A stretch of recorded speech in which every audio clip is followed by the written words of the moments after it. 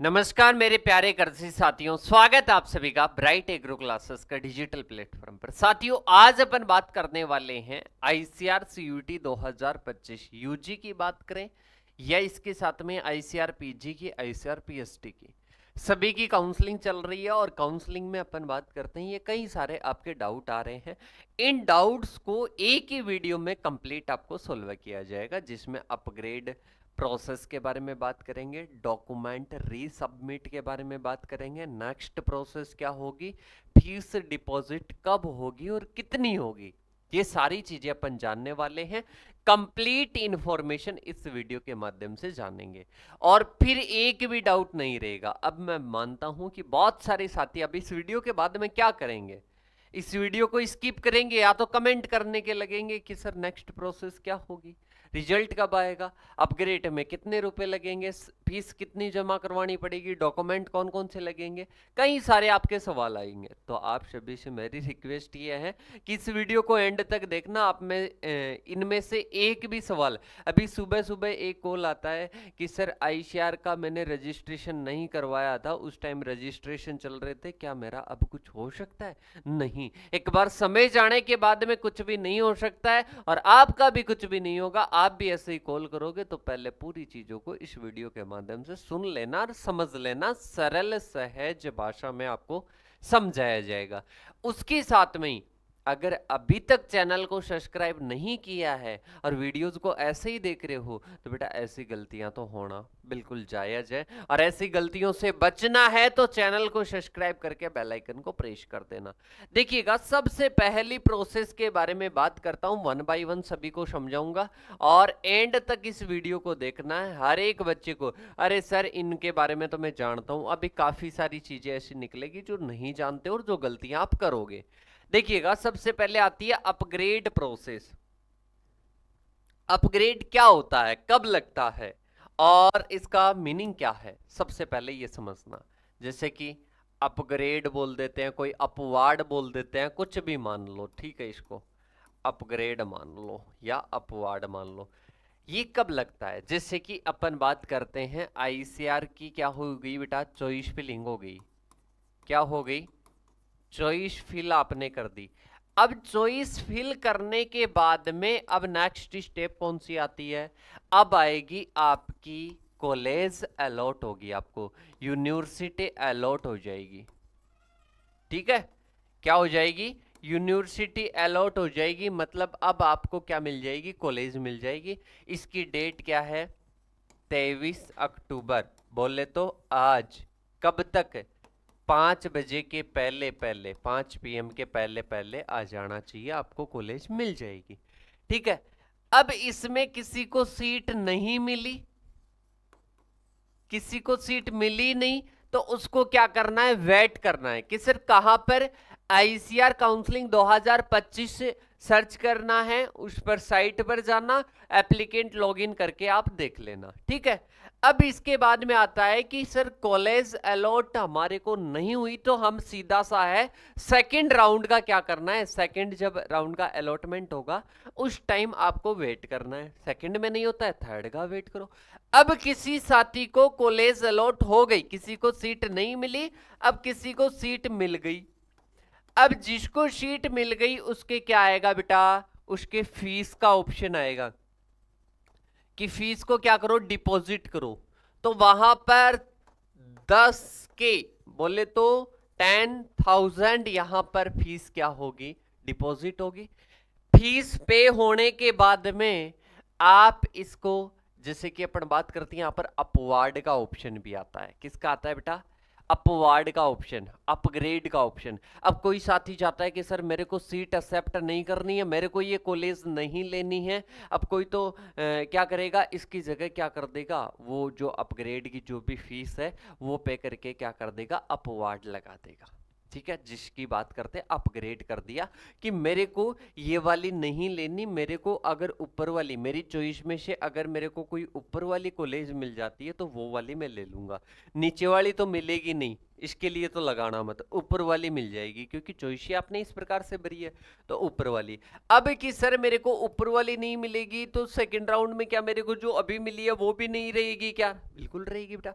ये भी रहेगी और इसके साथ में ही ऐसे नहीं कि सर मेरे को ऊपर वाली ये मिल गई अब मैं इसमें नहीं जाना चाहता, इसमें नहीं बेटा, ऐसा नहीं। ऊपर वाली जो मिलेगी फिर वही रहेगी, नीचे वाली नहीं रहेगी, ठीक है। मतलब एक कॉलेज आपके पास में रहेगी, या तो ऊपर वाली या ये जो है वो, ठीक है। तो अपग्रेड का मतलब ये होता है कि आपको सीट मिल गई, सीट मिलने के बाद में आप उससे सेटिस्फाई नहीं हो और आप चाहते हो कि मैंने जो ऊपर चॉइस फील करी है ना, आपकी जो अलॉट कितने नंबर की हुई उसके ऊपर कोई भी आपको मिल सकती है अगर उसमें सीट खाली हुई तो, ठीक है। अब ये अपने क्या होता है, ये अपने अपग्रेड का होता है। फीस मैंने बता दी 10,000। अब 10,000 फीस किसी ने डिपॉजिट कर दी, इसके साथ में वो क्या करना चाहता है, वो विड्रॉ करना चाहता है कि मेरे को ये कॉलेज नहीं चाहिए। वो जब एक टाइम आता है पर्टिकुलर वो देता है, अभी मैं बता दूंगा विड्रॉ करने का। तो उस टाइम अगर विड्रॉ कर लेते हो तो आपके 9,000 रुपये आपके क्या हो जाते हैं, रिफंड हो जाते हैं, 1,000 रुपये आपके कट हो जाते हैं, मतलब वो आपको रिफंड नहीं होंगे, ठीक है। तो ये प्रोसेस है बेटा अपग्रेड की, समझ गए क्या? मेरे हिसाब से समझ गए होंगे। चॉइस फिल हो चुकी है, 23 तारीख को आज आपको कॉलेज अलॉट हो जाएगी, अलॉट हो जाएगी। उनके पास में 2 ऑप्शन रहेंगे, एक्सेप्ट करके कॉलेज में भाई साहब आगे की प्रोसेस ही स्टार्ट कर दो या फिर अपवार्ड लगा दो, ठीक है। यहाँ पर फीस अपवार्ड की और यहाँ पर सीट एक्सेप्ट करने की 2 प्रकार की फीस है। अब ये आपको डिसाइड करना है कि कौन सा करना है, ठीक है। और इसके साथ में ही अपन बात करते हैं, ये आपके क्या हो जाता है, ये आपके पहला हो जाता है अपग्रेड प्रोसेस, ठीक है। अब इसके बाद में आता है कि सर फीस डिपॉजिट तो मैंने बता दिया कितनी होगी, 10,000 रुपये जमा होंगे। ऐसे नहीं कि सर अभी मेरे पास में नहीं है बाद में कुछ हो जाएगा, क्या बेटा कुछ भी नहीं होगा। उन्होंने शेड्यूल दे दिया, इतने ना समझदार इतने भोले मत बनो आप, ठीक है। इसके बाद में डॉक्यूमेंट रीसबमिट है। अब इसके बाद में जैसे 23 तारीख को मिल गई, अब 5 बजे से 23 तारीख के बाद में 5 बजे से 5 बजे तक तो वो हो जाएगा। फिर 5 बजे तक आपके क्या हो जाएंगे, एक तो फीस जमा वाला और वो सारी चीज़ें प्रोसेस स्टार्ट हो जाएगी, डॉक्यूमेंट वेरिफिकेशन वाला स्टार्ट हो जाएगा। मतलब वापस से अगर यूनिवर्सिटी कोई डॉक्यूमेंट मांगती है कि मेरे को, या तो वो डायरेक्ट, अब वो उनकी प्रोसेस है, यूनिवर्सिटी के बेसिस पर होती है। तो यूनिवर्सिटी डॉक्यूमेंट क्या करेगी, डॉक्यूमेंट वापस अगर मांगती है और उसके बाद में क्या करेगी, वो वेरीफाई करेगी। अगर वो वेरीफाई नहीं करती है, कोई डॉक्यूमेंट वापस से मांगती है, तो वो भी आपको तुरंत, इसमें 6-6 घंटे का अंतराल होता है, 6 घंटे में नहीं डाला फिर भाई साहब वो रिजेक्ट हो जाएगा आपका, ठीक है। और नेक्स्ट प्रोसेस यही है, अब आपको रीसबमिट वगैरह करना है, उसका मैं बता देता हूँ।